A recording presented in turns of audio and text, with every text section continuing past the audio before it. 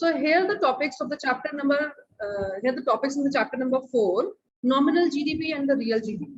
Nominal GDP means GDP at the current prices. Okay?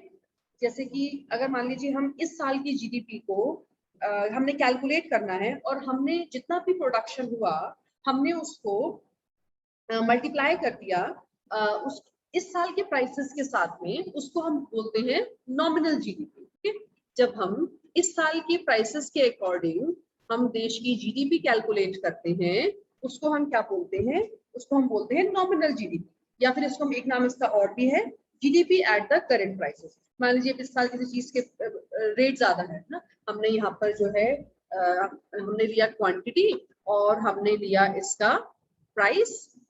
Price मान लीजिए जो भी कुछ प्राइस, मान लीजिए साल पेट्रोल का प्राइसेस ज्यादा है, 100 रुपीज है, या फिर कुकिंग ऑयल का प्राइसेस ज्यादा है, अनियन का प्राइसेस ज्यादा है। तो अगर हम इस साल के प्राइसेस से देश की जीडीपी, यानी कि जो भी हमने देश में प्रोडक्शन किया है, गुड्स और सर्विसेज का प्रोडक्शन किया है, उसके अकॉर्डिंग अगर हम देश की जीडीपी को कैलकुलेट करते हैं, then that is known as the nominal GDP and also known as the GDP at the current prices. The next one is real GDP.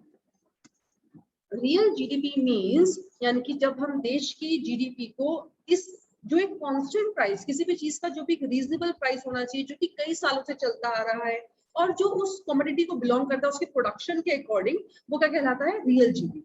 Real GDP का मतलब ये होता है, यानी कि जब हम जीडीपी को एक नाम इसका और भी है, इसका हम कहते हैं GDP at the constant prices. यहाँ पर जो हमने प्राइसेस लेने हैं, इसका भी फॉर्मूला वही रहेगा, that is quantity into price. लेकिन यहाँ पर ये आएगा कि आपका जो प्राइसेस के साथ में जो प्राइसेस आप ले रहे हैं वो कांस्टेंट चले आ रहे हैं। मे बी जो 4 साल से पिछले 5 साल से देश के प्राइसेस चल रहे हैं, उसके ऊपर जब हम देश की जितना भी गुड्स सर्विसेज से प्रोडक्शन हुआ multiply by the prices of the constant year is known as the real GDP. और नॉमिनल जीडीपी क्या होता है? जबकि देश की जीडीपी को हम करंट ईयर के अकॉर्डिंग कैलकुलेट करते हैं, उसको हम बोलते हैं nominal GDP. Just mark it, it's very important. अब इसके बाद में बेटा आपके पास कई बार एक फॉर्मूला भी, क्वेश्चन भी आ जाता है। जैसे यहाँ पे मान लीजिए आपको रियल जीडीपी कैलकुलेट करना है और आपको नॉमिनल जीडीपी दे रखा है ना, तो उसके लिए आप क्या करते हैं? यहाँ पर आप फॉर्मूला लगाते हैं, that is real GDP is equal to nominal GDP divided by the price index.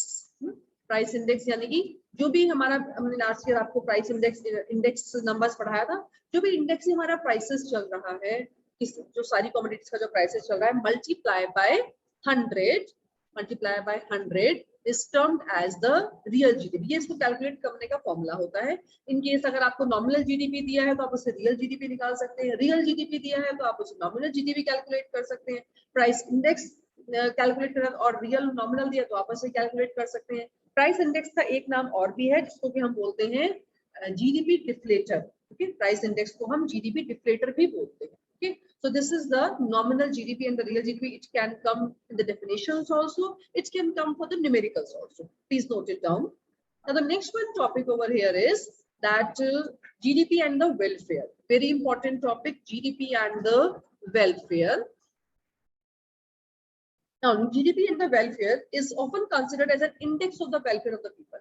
Generally हम क्या मानते हैं कि देश में जितना हमारा जीडीपी होता है उतना ही ज्यादा वेलफेयर होता है ना, क्योंकि हमारी अर्निंग से ही जो है हमारी इनकम डिपेंड करती है, हमारे घर में खुशहाली डिपेंड करती है ना, उससे सब कुछ जो है हमारा डिपेंड करता है। तो it is very important. So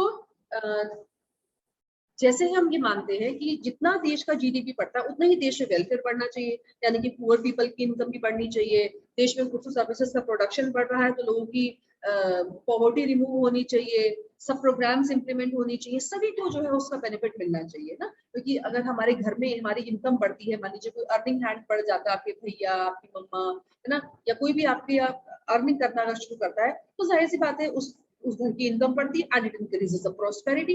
it is directly related, जितना ज्यादा जीडीपी बढ़ेगा उतना ज्यादा वेलफेयर बढ़ेगा। जैसे ही देश में हमारे घर में अगर इनकम बढ़ती है, जाहिर सी बात है हम उसको स्पेंड करते हैं, वी रिमेन्स मोर हैप्पी। इस तरीके से देश की जो है जीडीपी बढ़ती है। लेकिन कई बार क्या होता है, जीडीपी के बढ़ने के साथ साथ में वेलफेयर नहीं भी बढ़ता है, कई बार बढ़ता है और कई बार नहीं भी बढ़ता है। तो इन दोनों चीजों को हमने कुछ फैक्टर्स के थ्रू यहाँ पर डिस्कस करना है। So first of all in this is that GDP and welfare के कुछ लिमिटेशंस हैं ना। उसके लिए हम इसको जरूरी नहीं मानते कि जीडीपी के साथ में वेलफेयर भी बढ़ा है। कई बार होता है कि जीडीपी के साथ में वेलफेयर बढ़ा तो है लेकिन वो काउंट नहीं हुआ, लेकिन दिख, और कई बार ऐसा होता है कि दिख रहा है जीडीपी के साथ वेलफेयर बढ़ रहा है लेकिन वो एक्चुअल में काउंट नहीं हो रहा है। ठीक है, तो अब सबसे पहला पॉइंट यहाँ पर है distribution of GDP, very important. इसके ऊपर बहुत से क्वेश्चन, वैसे क्वेश्चन, एमसीक्यूज वगैरह भी आपको आ सकते हैं। That is the distribution of GDP. Now distribution of GDP का मतलब होता है जीडीपी किस तरीके से डिस्ट्रीब्यूट है, यानी कि जो इनकम हमारी इंक्रीज हो रही है वो किन किन लोगों को एक्रू कर रही है। अगर वो इनकम जो एक्रू कर रही है, एक्रू मतलब कि बिलोंग कर रही है, वो कुछ that belongs to only some sections of the society, यानी कि जो जीडीपी बढ़ा है वो सिर्फ कुछ लोगों की ही इनकम बढ़ी है, सभी लोगों का की देश की इनकम नहीं बढ़ी है, ना ही सभी हर चीज का प्रोडक्शन बढ़ा है। क्योंकि जीडीपी हम क्या लेते हैं, जो भी देश में गुड्स सर्विसेज प्रोड्यूस हुए, मान लीजिए वो सिर्फ लग्जरियस आइटम्स प्रोड्यूस हुई हैं या सिर्फ कुछ लोगों की ही इनकम बढ़ी है, तो वो देश का वेलफेयर नहीं बढ़ाएगा। तो यानी कि अगर देश का जीडीपी अनइवन बढ़ रहा है, कुछ ही सेक्टर्स का बढ़ रहा है, तो वेलफेयर नहीं बढ़ेगा। और अगर देश का जीडीपी इवनली बढ़ रहा है, हर चीज का प्रोडक्शन बढ़ रहा है, मोस्टली हर सेक्टर को कवर करा जा रहा है, मोस्टली, सभी को तो पॉसिबल नहीं लेकिन मोस्टली मैक्सिमम सेक्टर्स को कवर करा जा रहा है, तो देश में साथ में वेलफेयर बढ़ेगा। तो अगर देश का जीडीपी इवनली डिस्ट्रीब्यूटेड है then welfare will increase, but if it is unevenly distributed then the welfare will not increase. Now come to the second point. This is the change in the prices. अगर देश का GDP सिर्फ prices के बढ़ने की वजह से बढ़ रहा है, जैसे मैंने ऊपर पढ़ा है नॉमिनल जीडीपी और रियल जीडीपी, अब रियल जीडीपी लास्ट ईयर के प्राइसेस तो कुछ और थे लेकिन इस साल के प्राइसेस बढ़ गए हैं, तो प्रोडक्शन तो उतना ही हुआ है ना, क्वांटिटी उतनी है, लेकिन प्राइसेस की वजह से देश का जीडीपी बढ़ता हुआ दिखाई दे रहा है, तो भी वेलफेयर नहीं बढ़ेगा क्योंकि सिर्फ प्राइसेस बढ़े हैं, प्रोडक्शन नहीं बढ़ेगा, बढ़ा है।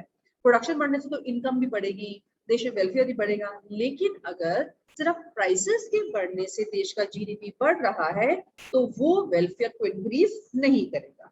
हाँ, अगर फिजिकल आउटपुट बढ़ा है, प्राइसेस नहीं बढ़े हैं, लगभग सेम है, तो वेलफेयर भी साथ में बढ़ेगा। हम यहाँ कनेक्शन पढ़ रहे हैं जीडीपी और वेलफेयर का।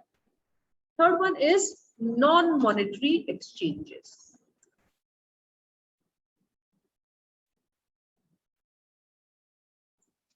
नॉन मॉनेटरी एक्सचेंजेस का मतलब ये होता है कि कई बार ऐसा होता है कि आपको सर्विसेज तो मिल रही हैं लेकिन आप उसको काउंट नहीं कर रहे हैं ना। जैसे आपकी मम्मा आपके लिए कितना कुछ करती हैं, आप अपने किचन में गार्डनिंग कर रहे हैं, आप अपने फ्री टाइम में अपना कुछ आपने सब्जियां उगा ली, अब वो तो आपके पैसे बच गए ना, आपने शिमला में जो ग्रो कर लिया, टमाटर ग्रो कर लिए, अब वो आपके पैसे तो बच गए लेकिन वो जीडीपी में काउंट नहीं हुए क्योंकि उसको आपने उसकी मॉनेटरी इनकम नहीं निकाली। या कई बार ऐसा होता है आपने जो है एक अपने फार्म पे एक सर्वेंट रखा हुआ है ना, या घर पे, जिसको कि आप रहना, खाना, पढ़ाई लिखाई ये सब कुछ करते हैं, लेकिन सैलरी उसको बहुत कम देते हैं, लेकिन उसको बेनिफिट सारे के सारे मिल रहे हैं ना, तो वेलफेयर तो बढ़ा लेकिन यहाँ पर काउंटिंग नहीं हुई है ना। तो यहाँ पर क्या हुआ, जीडीपी अंडर एस्टिमेट हो जाएगा, तो उससे यहाँ पर जीडीपी तो बढ़ रहा है लेकिन वेलफेयर काउंट नहीं हो रहा है। तो कहीं पर जीडीपी के बढ़ने के साथ में वेलफेयर ज्यादा बढ़ जाता है तो वो काउंट नहीं हो रहा है, कहीं पर जीडीपी के बढ़ने के साथ में वेलफेयर नहीं बढ़ रहा है। तो इस केस में क्या हो रहा है कि जीडीपी की वेलफेयर तो बढ़ रहा है लेकिन वो जीडीपी पे काउंट नहीं हो रहा है क्योंकि यहाँ पर कुछ नॉन मॉनेटरी एक्सचेंजेस हो जा रहे हैं। Next one is externalities, very important, externalities. Externalities का मतलब क्या होता है, एक्सटर्नैलिटीज का मतलब ये होता है जबकि किसी दूसरे के द्वारा किया गया कुछ काम ना, उसमें हमारा कोई योगदान नहीं है, हमारा उसमें कोई हमने पैसा खर्च नहीं किया है ना, हमें उससे बेनिफिट मिल रहा है, या फिर हमने कुछ गलत काम नहीं करा या हमें उससे नुकसान हो रहा है, कुछ भी हो सकता है, पॉजिटिव भी हो सकता है, नेगेटिव भी हो सकता है, उसको हम बोलते हैं externality. Just mark it. Externalities refers to the benefits or harms of an activity caused by a firm or an individual for which they are not paid or penalized. ना, कई बार आपने पैसा नहीं दिया लेकिन आपको बेनिफिट मिल रहा है, या फिर आपने गलती तो नहीं करी लेकिन आपको उसका प्रॉब्लम फेस करनी पड़ रही है, उसको हम बोलते हैं एक्सटर्नैलिटी। अब सपोज करिए आपके जो पड़ोसी हैं उन्होंने अपने घर में गार्डन बनाया है, पेड़ लगाए हैं ना, अब उस पेड़ में से आप फल भी यूज कर रहे हैं, आप उनकी स्पेस भी उनकी है, आपको ग्रीनरी मिल रही है, एटमॉस्फेयर भी अच्छा हो रहा है, ठंडी हवा भी आ रही है, लेकिन आपने उसके लिए पे नहीं किया, बट आप उसको बेनिफिट मिल रहा है आपको उसका, तो इसको हम क्या बोलेंगे, पॉजिटिव एक्सटर्नैलिटी। एक होता है नेगेटिव एक्सटर्नैलिटी। नेगेटिव तब होता है, मान लीजिए कि आपके घर के पास में एक फैक्ट्री सेटअप हो जाती है और वो सारा का सारा क्या करते हैं, जो सारा उसका केमिकल्स होते हैं वो आपके पास ही नदी में सब बहा देते हैं, डिस्पोज ऑफ कर देते हैं। अब उससे क्या हो रहा है, ग्राउंड वाटर लेवल पे फर्क पड़ रहा है, एक्वेटिक लाइफ डिस्टर्ब हो रही है ना, और आपको भी पॉल्यूशन फेस करना पड़ रहा है। अब आपको उस फैक्ट्री का बेनिफिट तो नहीं मिल रहा है ना ही आपने ऐसा काम किया है, लेकिन आपको उसकी पेनल्टी पे करनी पड़ रही है क्योंकि आपको आपकी सेहत खराब हो रही है, तो उसको हम क्या बोलते हैं, नेगेटिव एक्सटर्नैलिटी। तो एक्सटर्नैलिटी से भी कई बार जीडीपी बढ़ता है और घटता भी है, इसको हम बोलते हैं externality. And the fifth one is the population growth. अगर जीडीपी के बढ़ने के साथ साथ में पॉपुलेशन भी उतनी ही दुगनी ज्यादा बढ़ जाती है तो कोई फायदा नहीं है ना। अब पॉपुलेशन उतनी रहे और जीडीपी बढ़े तो देश को बेनिफिट मिल सकता है, जैसे कि अभी सरकार अब जनसंख्या नियंत्रण का सुना होगा आप लोगों ने, उत्तर प्रदेश में कितना अच्छा है, अगर पॉपुलेशन कंट्रोल में रहे, सरकार नौकरियां अगर बढ़ा रही है तो वो बेनिफिट उनको मिले ना जिनको जरूरत है। अब आप अगर हम और पॉपुलेशन उतनी बढ़ा देंगे तो 20 साल में वो भी अनएम्प्लॉयमेंट के रेट में आ जाएंगे, तो और फिर जो एक्स्ट्रा पॉपुलेशन है उसको खिलाना भी पड़ेगा ना, उसके लिए इंतजाम भी करना पड़ेगा। So it is very necessary that population should be controlled. So all these five factors reflect the GDP and the welfare. It affects the welfare of the country. Sometimes it is overestimated and sometimes it is underestimated. Okay, is it clear to all of you? That's right.